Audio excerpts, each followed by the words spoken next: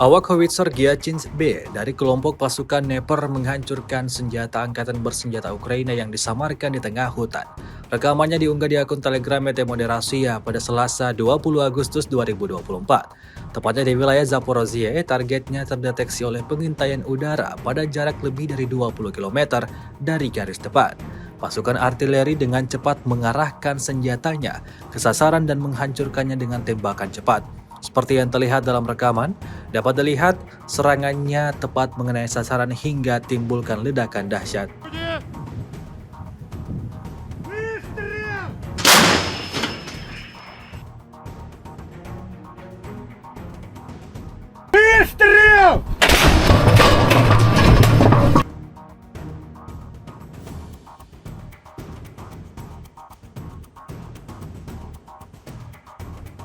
Отработали как на отлично, я считаю. В район цели положили.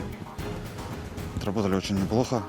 Получается, с пристрелкой отработали в общем 5 штук, но 3 в цель.